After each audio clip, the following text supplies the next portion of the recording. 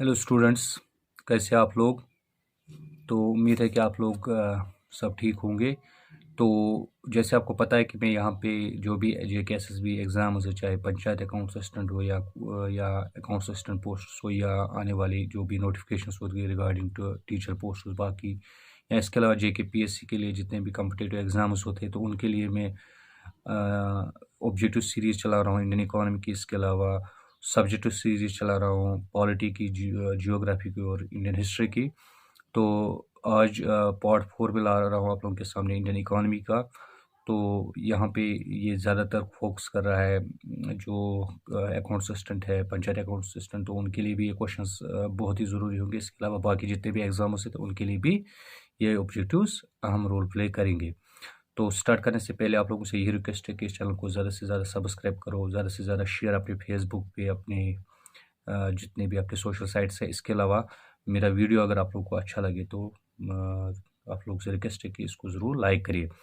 इसके अलावा आप लोगों से ये बात है कि ये वीडियो आप ज़रूर स्टार्टिंग से एंड तक देखें, क्योंकि मैं बहुत सारे ऑब्जेक्टिव्स यहाँ पे आज डिस्कस करने जा रहा हूँ। और ये पार्ट 2 आज फिर से टैक्सेस के रिलेटेड है, क्योंकि इससे पहले जो आज पहली बार ये देख रहा है तो वो डिस्क्रिप्शन में जा सकता है। इसका पार्ट 3 जो है उसमें टैक्स का पहला पार्ट मैंने डिस्कस किया है, तो वो उस पर टैक्स को वो पढ़ सकता है। तो टैक्स का पार्ट 2 स्टार्ट करेंगे आज। टैक्स का पार्ट 2 है question number 1। Rate of growth of an economy is measured in terms of. जो rate of growth of economy होती है उसे हम मेजर करते हैं किन टर्म्स में, या rate of growth of an economy is measured in terms of that is national income. वो national income is use to measure the rate of growth of an economy. ये याद रखना, वो क्वेश्चन आएगा rate of growth of an economy is measured, तो rate of growth of economy is measured by national income. उसके बाद by which bill government make arrangement for collection of revenue for a year. ऐसी कौन सी bill government लाते हैं जिसकी बिना पे वो एक प्लेटफॉर्म बनाते हैं कि इस साल हमें कैसे रेवेन्यू कलेक्ट करना है। उस बिल का नाम क्या होता है जो यूज की जाती है for the collection of revenue for a year. ये याद रखना, which bill is use to collect revenue for a year, that is called financial bill. वो it is the financial bill which makes arrangement for collection of revenue for a year through government, is it। उसके बाद next objective, national income of a country. आपको याद है national income जो होती है country की is determined on the base of. अगर हमें नेशनल इनकम कंट्री की डिटरमाइन करनी होगी तो हम किस बेस पे डिटरमाइन करेंगे किसी कंट्री की नेशनल इनकम, तो that is production of goods and services. तो आपको वहाँ पे याद रखना को नेशनल इनकम डिटरमाइन करने के लिए क्या करना पड़ता है, देखना पड़ता है production of goods and services is use to determine national income of a country. उसके बाद ये जो नेशनल इनकम होती है इसके पास 3 मेथड्स होते हैं एस्टिमेट करने के लिए। ये याद रखना, इंपॉर्टेंट क्वेश्चन है। What are the 3 methods of estimating national income. ये याद रखना, what are the 3 methods of measuring national income, या what are the 3 methods of estimating national income. पहला है इनकम मेथड, याद रखना। दूसरा है वैल्यू एडेड मेथड, याद रखना। और तीसरा है यहाँ पे एक्सपेंडिचर मेथड। तो ये 3 मेथड्स होते हैं जिनको हम यूज करते हैं किसके लिए, methods of estimating national income. उसके बाद ये जो बजट है इंडिया में, सिस्टम ऑफ बजट, आपको पता है आज बजट हर साल लोकसभा में रखा जाता है। स्टेट बजट अलग होता है, सेंट्रल बजट अलग होता है, मगर system of budget in India was introduced by. ये जो सिस्टम ऑफ बजट है ये इंडिया में किसने लाया है, ये इंडिया का खुद का नहीं है, ये बिफोर 1947 की बात है। तो system of budget in India was introduced by Lord Canning. आपको याद रखना होगा Lord Canning was one of the important viceroy of British in India. तो ये लॉर्ड कैनिंग जो था इसने यहाँ पे क्या लाया था, सिस्टम ऑफ बजट इंडिया को। It is Lord Canning who introduced system of budget in India.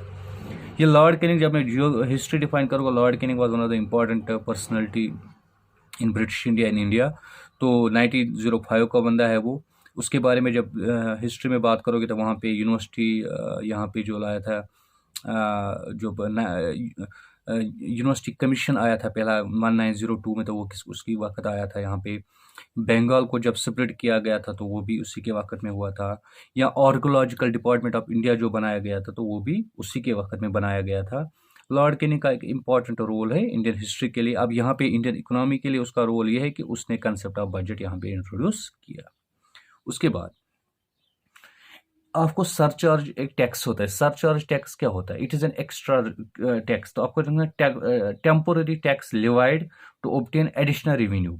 वो टेम्पोररी टैक्स, ये एक टेम्पोररी टैक्स होता है, लिवाई किया जाता है, वो लगाया जाता है to obtain additional revenue, additional revenue obtain करने के लिए, दैट्स कॉल्ड सरचार्ज।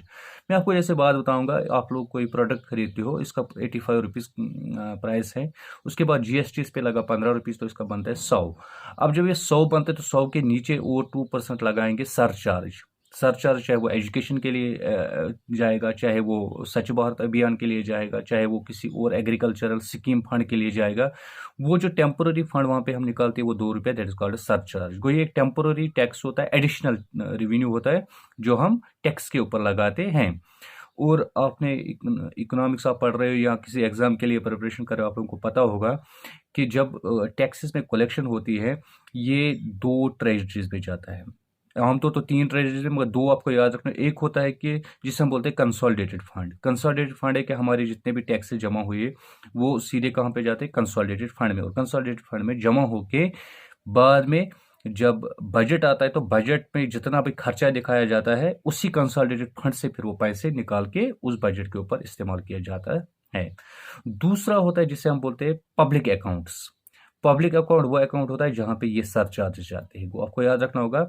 जो बजट, जो कंसोलिडेटेड फंड है, कंसोलिडेटेड फंड में कौन जाते हैं, डायरेक्ट टैक्सेस जाते हैं। और जो पब्लिक अकाउंट्स होते हैं तो पब्लिक अकाउंट्स में जाते हैं सरचार्ज, वो सेस, वो अकाउंट जो एडिशनल अकाउंट, वो टैक्सेस जो एडिशनल टैक्सेस होते हैं।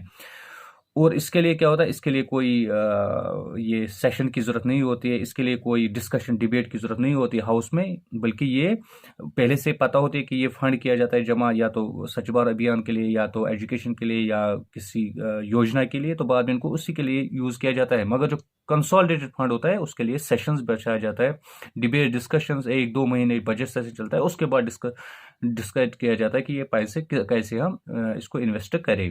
तो क्योंकि वो लोगों का पैसा होता है, ये भी लोगों का पैसा होता है, तो वो हम कंसोलिडेटेड फंड में देते हैं और यहाँ पे हम पब्लिक अकाउंट्स पे देते हैं।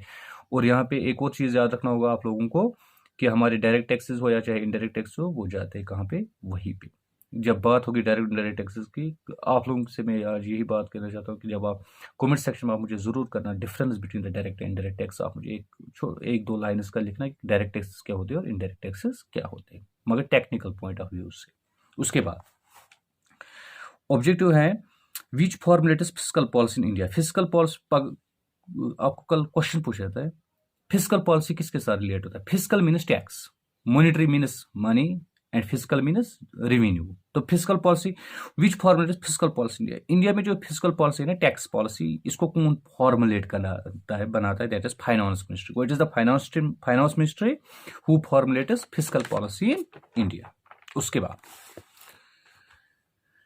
Invisible trade refers to, invisible trade हम किसे कहते हैं, तो इनविजिबल ट्रेड का मतलब होता है customer service, bank, shipping companies extra. वो कस्टमर सर्विसेज हो तो that is invisible trade, bank service हो दैट इज इनविजिबल ट्रेड, या शिपिंग कोई भी काम हो तो that is invisible trade. Buyers market किससे कहते हैं, which market is called buyers market. Buyers market ये बहुत इंपॉर्टेंट है। बायर्स मार्केट किसे कहते हैं, बायर्स मार्केट कहते हैं उस मार्केट को वाया सप्लाई एक्सीड डिमांड, जहां पे सप्लाई एक्सीड किसे करे, डिमांड को। सप्लाई ज्यादा को, सप्लाई से ज्यादा कौन हो, डिमांड से ज्यादा क्या हो मार्केट में, सप्लाई।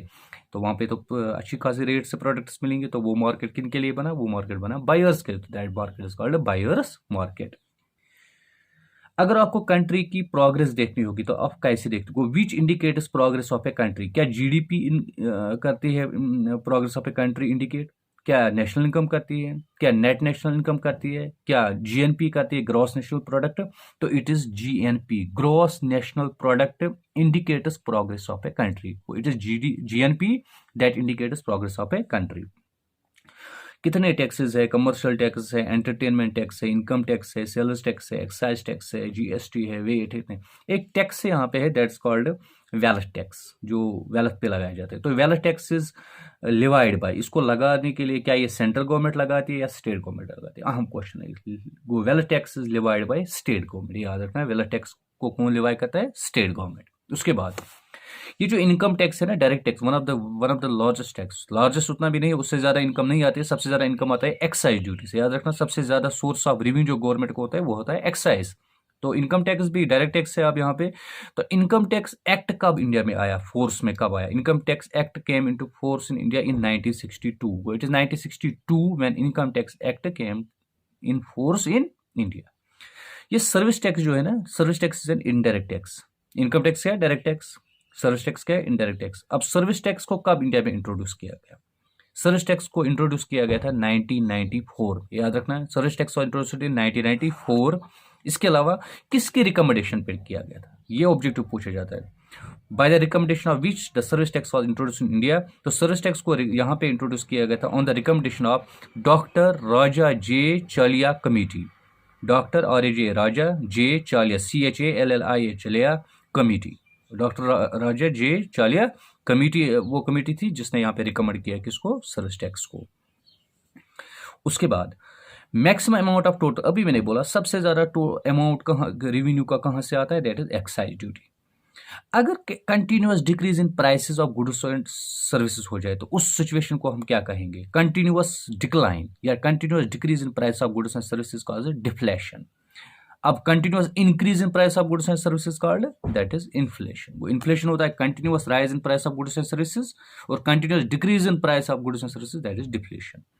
उसके बाद विच कमीशन, इंडिया में कौन सा कमीशन है distribute taxes between centre and state? कौन सा कमीशन इंडिया में बैठा है जो टैक्सेस को बाद में डिस्ट्रीब्यूट, रेवेन्यू कलेक्ट करने के बाद डिस्ट्रीब्यूट करता है कि सेंटर के पास कितना रहना चाहिए, स्टेट के पास कितना रहना चाहिए? That is finance. It is finance commission that has the power to distribute taxes in India between centre and states. यहाँ पे एक होता है व्हाट इज SST, टैक्स में एक एब्रीवेशन है STT, sorry what is STT? STT का मतलब होता है securities transition taxes. STT mean securities transition taxes, ये आपको याद रखना होगा। Which state became first state in the country to launch RBI e-payment for commercial taxes payer? सबसे इंपॉर्टेंट क्वेश्चन एग्जाम में पूछने वाला। Which state become first state, India में कौन सी स्टेट पहली स्टेट बनी है इन द कंट्री इंडिया में टू लॉन्च RBI, जिनने लॉन्च किया रिजर्व बैंक ऑफ इंडिया की e-payment for commercial tax payers? वो है कर्नाटका। वो it is Karnataka who launched RBI's e-payment for commercial taxpayers. So it is the first state in India. Assessment किसे बोलते हैं? आपको एक टर्म है assessment. Assessment किसे बोलते हैं? Assessment होता है period of 12 months. Economics में होता है period of 12 months in a year is called assessment. को assessment year कल आएगा. What is assessment year in economics? Assessment year in economics is a period of 12 months. मगर याद रखना है date started from 1st April. वो date जो start हुआ 1 अप्रैल से एक साल के लिए, that is called assessment year. तो इस तरह से आज हमने टैक्स को खत्म किया। और भी अगर कुछ इंपॉर्टेंट ऑब्जेक्टिव्स होंगे वो मैं आगे डिस्कस करूंगा। तो होप आप लोग इस इंफॉर्मेशन को अच्छे से लर्न करोगे। तो तब तक आप लोग इसको रिवाइज भी करना। तो मैं आप लोगों के सामने एक और अच्छा और इंफॉर्मेटिव और फैक्चुअल वीडियो सामने लाऊंगा। थैंक्स।